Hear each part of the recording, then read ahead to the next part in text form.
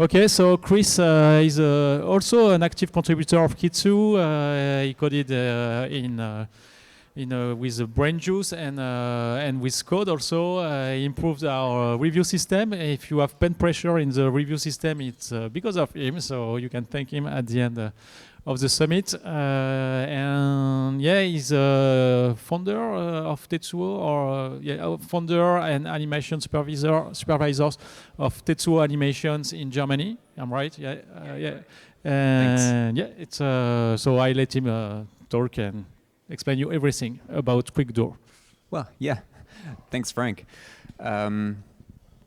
Let's start with who am I? Frank already said. I'm Chris. I run an animation studio called Tetsuo Animation in Germany, and we make character animation for games, advertising, cine, in gameplay, as well as linear animation. So that's TV series as well as cinematics.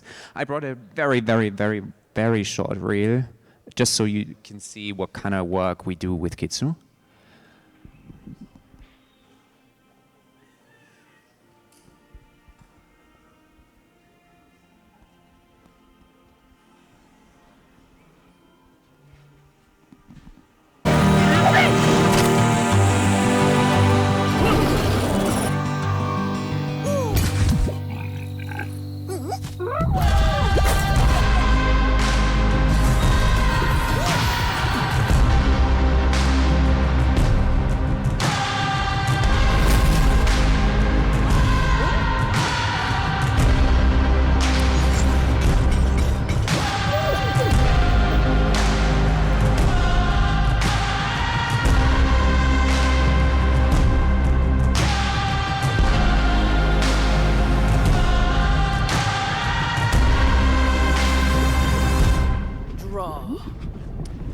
And she said it, I'm going to talk about drawing, and I'm going to talk about feedback and how we build a workflow for feedbacking in Kitsu. And I also want to encourage you to use it with you, with your teams, with your clients, with who have you. Just quickly, what you already saw is we do games and not games. Right. So why would I talk about feedback? Because I'm right in the middle of it. I'm between my clients and other stakeholders as well as my team. So I get feedback from my clients, but I also pass it on to my teams, and I get feedback from them if it doesn't work for them. And I also do improv, so I get feedback on stage, and that's very immediate. So if I see blank stares, I know I'm not doing right. I hope I don't see blank stares here. So, but yeah, the thing is with feedback, feedback hurts. And we can be as professional as we want. It always will hurt, especially if you are an artist. But I think it's also for supervisors and also for developers. How my first experience with bad feedback is probably the worst thing you can imagine. I made something in my first job, and you won't find it on my LinkedIn, so don't go searching. Is my boss came over to me, and he was like, looking at the thing, he said, well, that's not bad. And then he selected everything in the scene, pressed delete, and saved the scene so I couldn't recover it. And then he went away and said, do it again. I did, but it hurt, and it still is the worst feedback ever. But why? Why is it so bad? And I asked my team why feedback can be bad. It's because I didn't learn anything. It just added to the stress. It just made the scope bigger because I had to do it twice now in the same time. It made a deadline that was previously comfortable, very, very, very close now. It meant that all of the work that I did was wasted in 1 second. And I really tried. I tried my best, and all I got from it was, well, this sucks. So would it have been better if there were no notes? No. No notes on a shot means the person giving the feedback, they didn't care. They didn't look at it, or they didn't have time to give you feedback. So, and I think we need feedback as creatives to learn, to do better, and I really believe in the concept of plussing from Disney, which you probably know, right? That everybody who touches a shot tries to make it better. And I think we can only do that through notes and feedback. So feedback is necessary for learning. It's necessary to keep a production coherent. For us, for example, we work on something that's very keyframed and very stylized. Then we work on something that's mocap. And then we go back to keyframe and keeping to keyframe with the same project and keeping the style the same between times and different artists isn't as easy as you would think. And then lastly, more eyes see more, and no matter where you are in the production, you are part of those more eyes. So let's look at how we can make feedback work a little bit better. This is an example of feedback I sometimes get in production. If you send something like this, don't worry. You're not alone, and I just want to push you to maybe do something else. This is a fake email I made up. It says, "Thank you for sending over the latest previews. We like where it's going, and we are happy to proceed. Here's our feedback," and then they start a list of things. The first part, for example, is roughly around 2 after the intro. The logo could be a little bit more to the left and a little bigger. Logos bigger, smaller happens a lot somehow. I don't know why. But the question here is, to what? 2 minutes, 2 seconds, 2 frames? Where did the intro end? Where does it start? Which instance of the logo do we mean here? What is a little to the left? Is it a small little, a bigger little? What is a little bigger? Is it much bigger? And you see where this goes, and we get long lists of these. So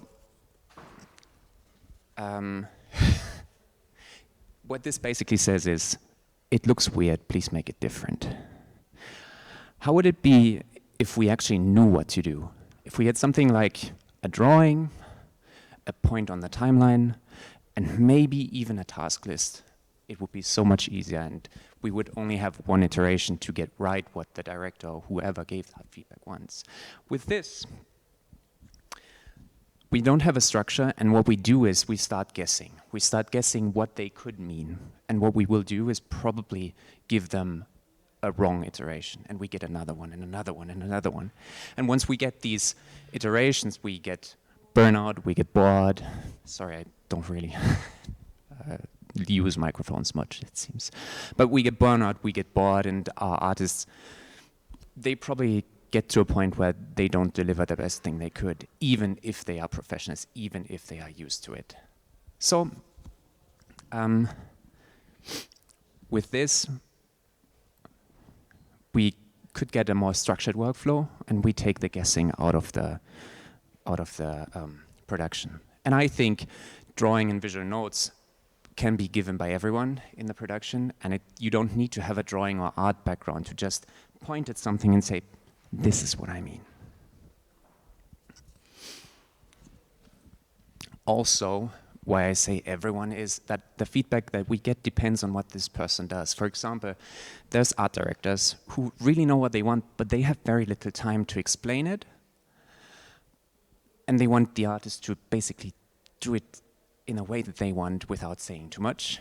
We have producers who talk to the clients a lot, who talk to stakeholders a lot, who know their language a little bit better than maybe the artist does. We have branding people who are really focused on logo colors and logo sizes. And we have directors and story people who are more thinking about the feeling of the whole film, about the flow of things, rather than a single shot.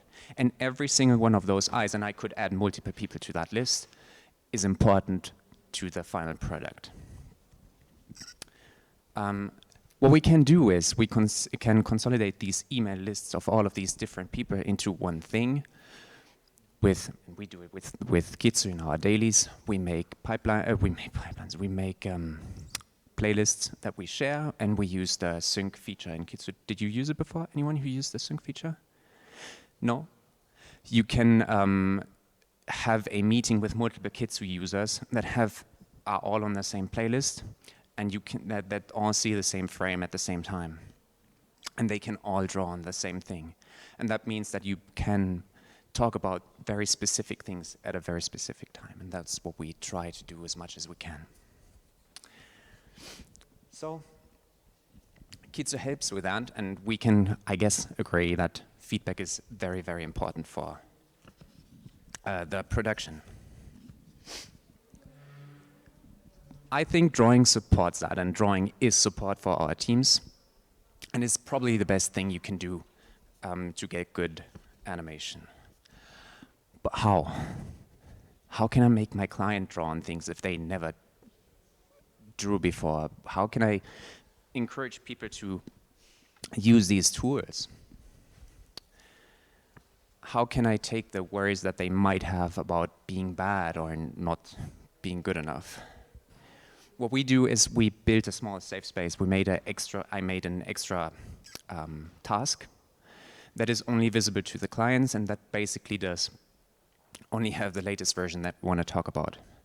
And we do that with a status automation. So we have a separate status that is C review, and this automatically sends the preview to a separate client review task.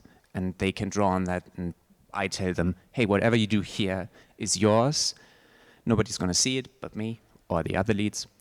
And you cannot mess up anything. And it kind of works like this then in the end, where, for example, in the layout, I send it to C review, and you see how the client notes turns into review, and I have the same thing here. And I can do the same thing for the animation, for example. Have the video with my drawings, but we don't care about those on the client review, send it to client review, and now on the client notes, we also see the same thing. And this is their space. I tell them this is your space, and this is where we work together. I also tell them that it's good to use a shorthand and to draw rough. Nobody of us, maybe one of you, because we have 2D people here, is Glenn Keane, and my drawings certainly aren't as good 2D animation, and I don't want the animators to copy anything. And I try to give that feeling to the other people as well. I'm like, hey, it's better if you're fast and loose, and if you use the speed of the mouse to get something that feels like pressure sensitivity, if you use a mouse, or if you actually use a pen to get more of the energy rather than the perfect image. And if that doesn't work, well, your leads need to do it. But yeah. And even then, that's time consuming, but I think it cuts down on iterations, and that still makes you faster. But I give my stakeholders and my leads this list of tools that they can use. It's really simple tools for visual feedback, like arrows to show a direction.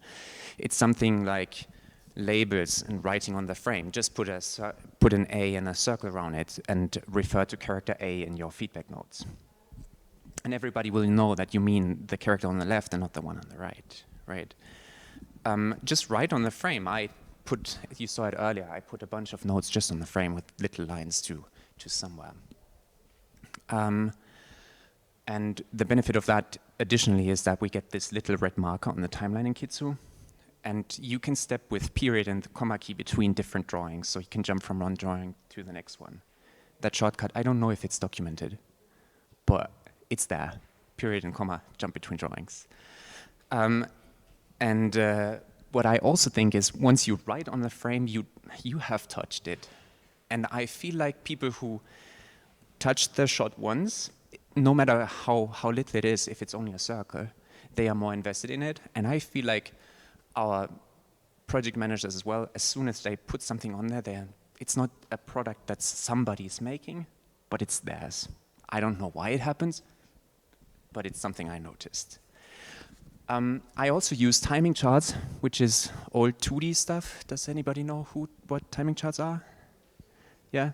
I see 2 people nodding. Let me explain it.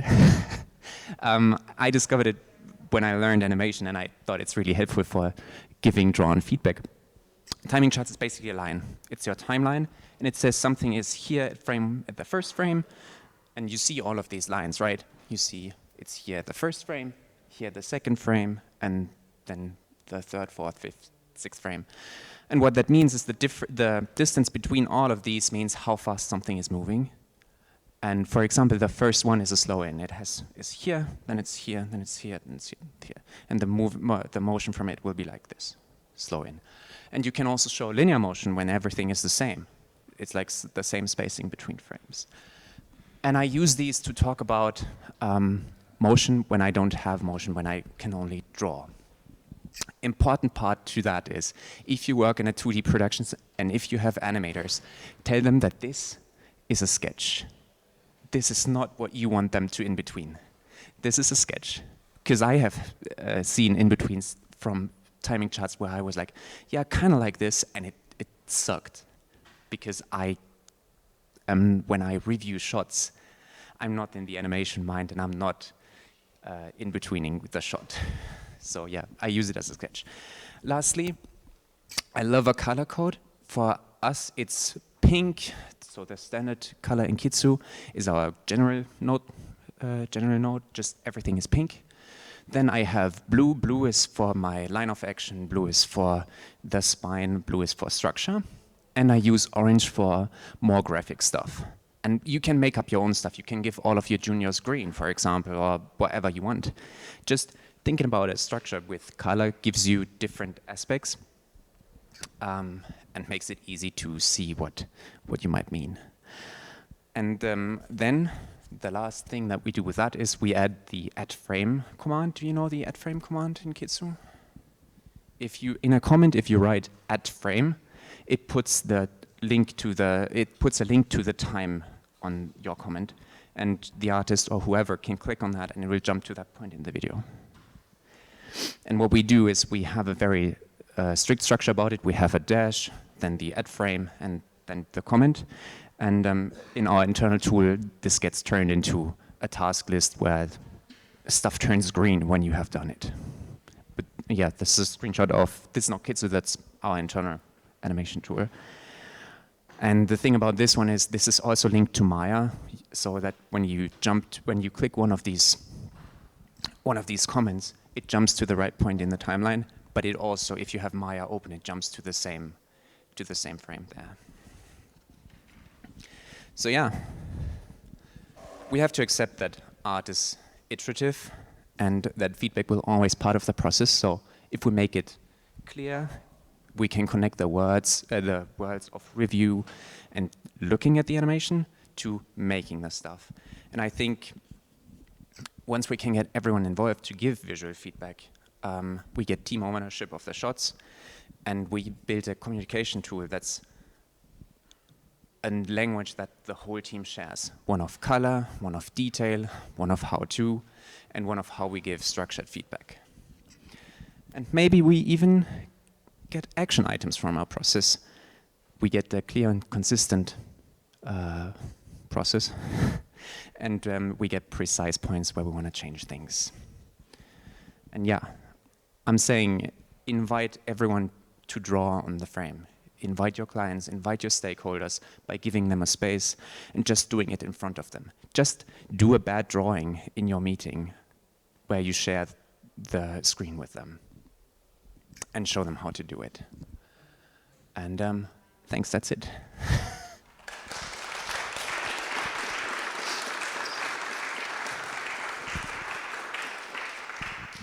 Any questions?